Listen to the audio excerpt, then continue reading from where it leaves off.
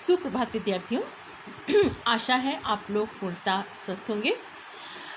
विद्यार्थियों, अपनी पिछली क्लास में हम लोगों ने भाषा के संप्रत्यय को समझा था।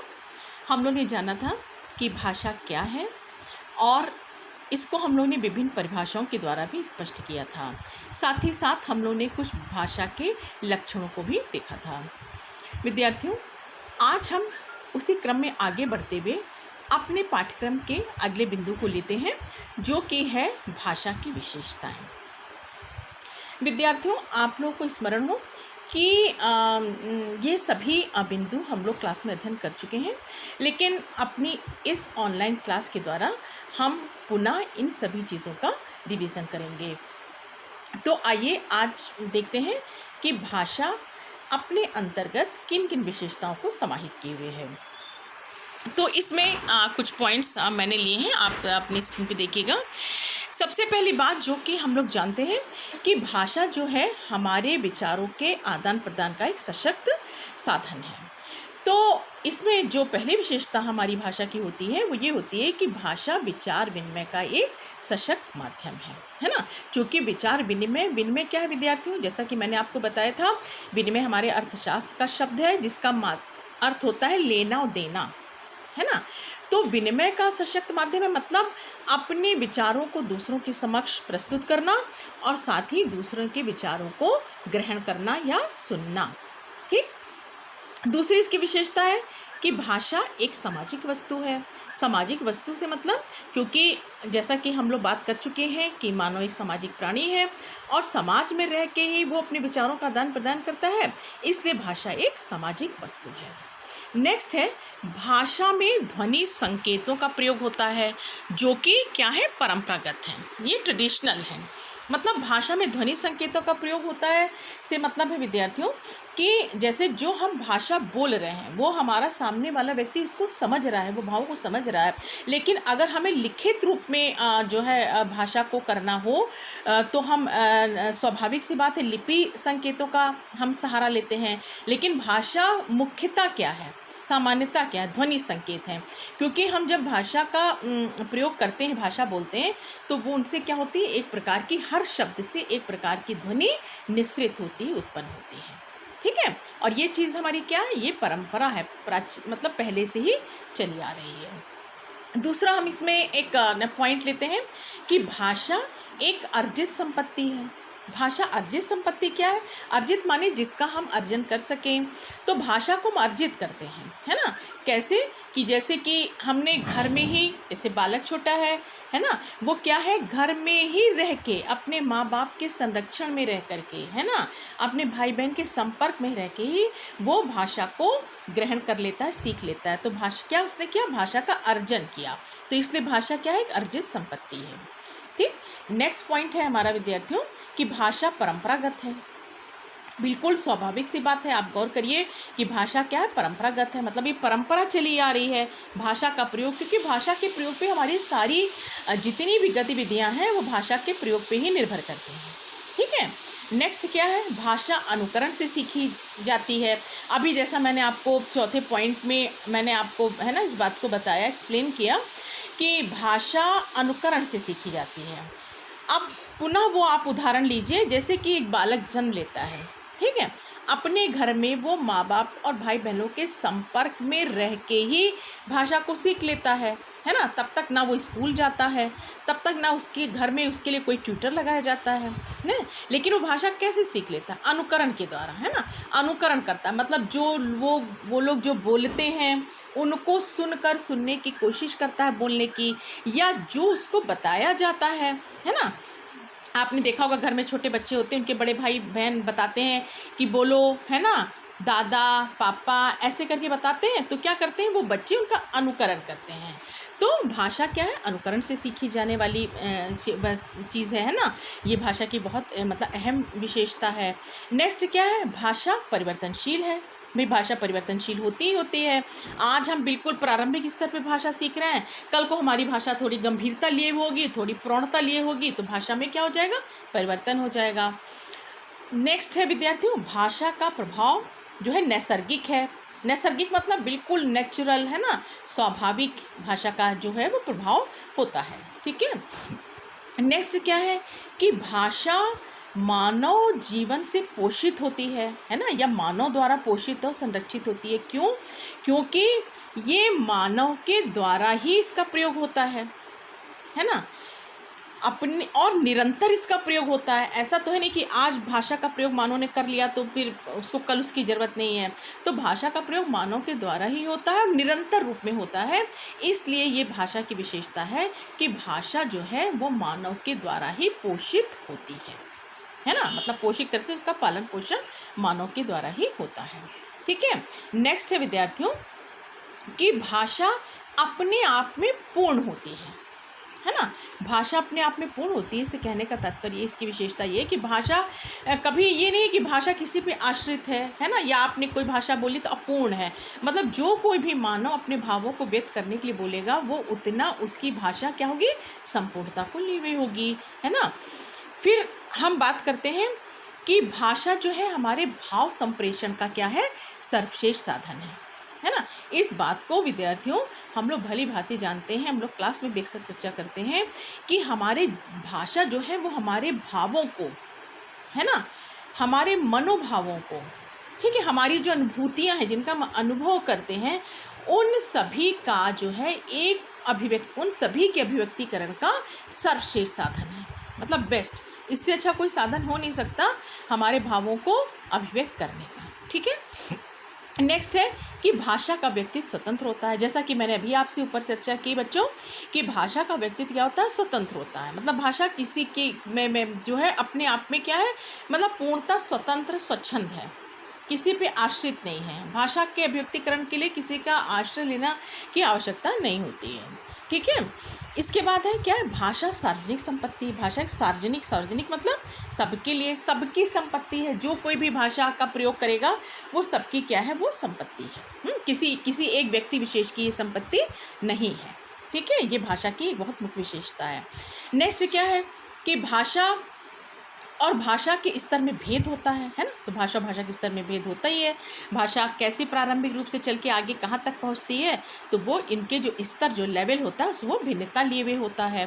ठीक, अच्छा, नेक्स्ट है कि भाषा मुख्यतः उच्चारित करने का साधन है ना। भाषा जैसे कि अभी मैंने आपको ऊपर के पॉइंट में ये बात आपको बताई थी कि मुख्यतः भाषा क्या, उच्चारित करने का साधन है। मतलब भाषा ज़्यादातर बोलचाल में प्रयोग होती है। तो बोलचाल में जो हम शब्द जो प्रयोग करते हैं उसका उच्चारण ही तो करते हैं ना बच्चों। तो उच्चारित क्या है, वो उच्चारित साधन है। मतलब कहने का ये है कि ये उतना ज़्यादा मतलब लिखित में उतना जो है वो पॉपुलर नहीं है जितना क्या है उच्चारित में है भाषा का प्रयोग। ठीक है, तो भाषा क्या है, एक उच्चारित साधन है। समझ में आ रहे होंगे आप लोग को सभी विशेषताएं। ठीक है, नेक्स्ट देखिए विद्यार्थियों कि भाषा जटिलता से सरलता की ओर उन्मुख होती है सदैव। जैसे कि आप अपने पाठ्यक्रम में मैंने आपको बताया कि जैसे कई उदाहरण से आपको समझाया, तो इससे बात स्पष्ट हुई कि भाषा जो है जटिलता से सरलता की ओर उन्मुख होती है, इसकी प्रवृत्ति है। ठीक है, अच्छा, नेक्स्ट क्या है कि भाषा के जो भी ध्वनि संकेत होते हैं वो विद्यार्थी क्या होते हैं, सार्थक होते हैं। क्योंकि अभी इससे जस्ट ऊपर वाले पॉइंट में मैंने देखा कि भाषा मुख्यतः उच्चारित होती है ना। तो भाषा का क्या है, जो हम लोग जो उच्चारण करते हैं, जो शब्द मुख से निकालते हैं भाषा के द्वारा, उनसे क्या होती है, वो क्या, उनसे एक ध्वनि निःसृत होती है ना। तो क्या होते हैं, जो भी ध्वनि निकलती है हमारी, वो क्या होती है, एक तरह की सार्थक होती है। मतलब वो जो भी ध्वनि निकल रही है उसका कोई भाव या अर्थ अवश्य वो लिए हुए ध्वनि होती है। ठीक है, इसमें आखिरी पॉइंट हम लोग विद्यार्थी देखते हैं कि प्रत्येक समाज की अपनी स्वनिर्मित ध्वनि संकेत होते हैं, है ना। इस बात से आप गौर करिए विद्यार्थियों इस बात पे कि प्रत्येक समाज की जो है अब जो ध्वनि संकेत होते हैं स्वनिर्मित होते हैं, है ना। जैसे भाषा का उदाहरण ले लीजिए, अलग अलग भाषा होती हैं, है ना, स्वनिर्मित होती हैं। अलग अलग भाषाओं के अलग अलग ध्वनि संकेत होते होंगे। भाई नेचुरल सी बात है, स्वाभाविक सी बात है कि जब अलग अलग भाषा होगी तो उनको जब बोलेंगे तो अलग अलग उनके ध्वनि संकेत होंगे।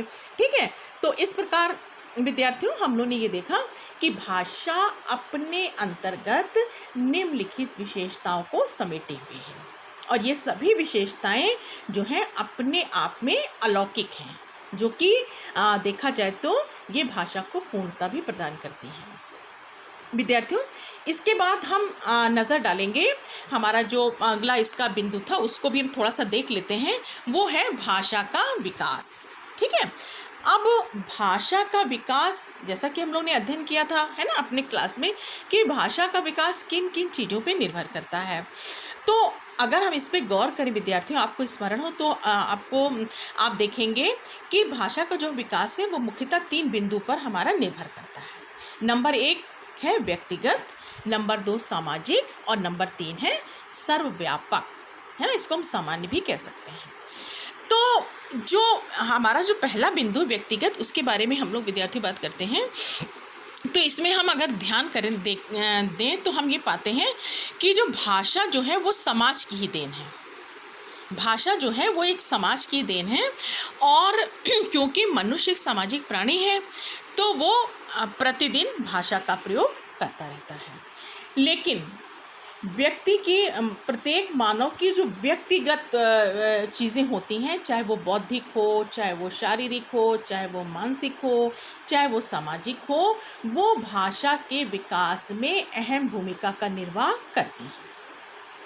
ठीक है, इसलिए आप देखिए, आप ये इस बात पे गौर कीजिए कि किन्हीं भी 2 लोगों की भाषा जो है वो आपको सामान्य नहीं मिलेगी देखने का, कुछ ना कुछ भिन्नता उनमें अवश्य समाहित होगी। ठीक है, अगला बिंदु विद्यार्थी हम इस पर देखते हैं कि सामाजिक। ठीक है, जैसा कि हमने अभी कहा कि भाषा जो है वो क्या है, समाज की देन है। तो ये जो भाषा का जो हमारा दूसरा बिंदु है, ये सर्वविदित है और निर्विवाद है। मतलब सभी को ये ज्ञात है और इसमें कोई किसी भी प्रकार का विरोध नहीं है कि जो भाषा जो है वो है सामाजिक विकास के लिए अत्यंत आवश्यक है। ठीक है, हमारे विचारों का लेना देना, विचारों का आदान प्रदान, विचारों को समझना, विचारों का संप्रेषण, भावानुभूति का संप्रेषण, सब कुछ क्या हम समाज में रह के ही करते हैं। तो ये जो हमारा जो सामाजिक जो है, सामाजिक जो पक्ष है इसका भाषा के विकास का, ये क्या है, ये इसका बहुत अहम पक्ष है और निरंतर चलने वाला पक्ष है। जैसा कि मैंने अभी आपसे डिस्कस किया कि सामाजिक में मतलब ये प्रक्रिया निरंतर चलती है, क्योंकि मानव को प्रतिदिन कुछ ना कुछ बोलने की, है ना, भावों को व्यक्त करने की आवश्यकता होती है।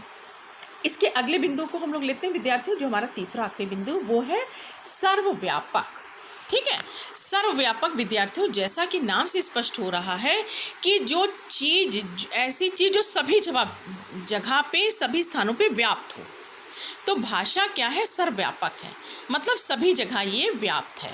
जैसे कि अभी हमने ऊपर के 2 बिंदुओं पे हमने ये चर्चा की कि व्यक्तिगत भी हमारा जो भाषा के विकास में व्यक्तिगत जो मानव की भूमिका होती है वो भी अहम होती है, सामाजिक भी होती है। सर्वव्यापक में हम ये देखते हैं कि भाषा जो है वो केवल व्यक्तिगत और सामाजिक विकास तक ही सीमित नहीं है, बल्कि ये क्या है, ये सर्वव्यापक है। क्यों विद्यार्थियों? क्योंकि जैसा कि आप समझ में भी रहे होंगे कि मानव जो कुछ भी विचारों का आदान प्रदान करता है ना, जिस भी तरह के वे भावों को व्यक्त करता है ना, अपनी अनुभूतियों को दूसरों से क्या है वो शेयर करता है, तो ये सारी चीज़ें मात्र उसी समय की नहीं होती हैं, ये पूरे विश्व स्तर पे, है ना, बिल्कुल व्यापक स्तर पे ये क्या है, ध्वनि के रूप में क्या है, विचरण करती रहती है ना। तो जो हम अपने भावों को आपस में शेयर करते हैं वो पूरे विश्व में जो है वो व्याप्त हो जाती है। तो इस प्रकार से विद्यार्थियों हम ये देखते हैं कि जो भाषा का विकास है वो व्यक्तिगत, सामाजिक और क्या है, सर्वव्यापक, इन 3 बिंदुओं के द्वारा ही जो है वो होता है। तो विद्यार्थियों, हमने आज की क्लास में हम लोगों ने देखा कि भाषा की कौन कौन सी विशेषताएं हैं। भाषा अपने अंदर जितनी भी विशेषताओं को लिए हुई है, वे सभी विशेषताएं जो हैं वो भाषा के लिए बहुत महत्वपूर्ण हैं। इसके साथ ही विद्यार्थियों हमने ये भी देखा कि भाषा का विकास किन किन बिंदुओं पर निर्भर है, जिसके अंतर्गत हमने 3 बिंदुओं का विशेष रूप से अध्ययन किया, व्यक्तिगत, सामाजिक और सर्वव्यापक। तो विद्यार्थियों, मैं आशा करती हूँ कि आज की क्लास में जितने भी बिंदुओं पे हम लोगों ने चर्चा की वो सभी आपको स्पष्ट हुए होंगे। आपको अच्छे से समझ में आए होंगे। विद्यार्थियों, अपनी अगली क्लास में हम पाठ्यक्रम के अगले बिंदु के बारे में चर्चा करेंगे। धन्यवाद।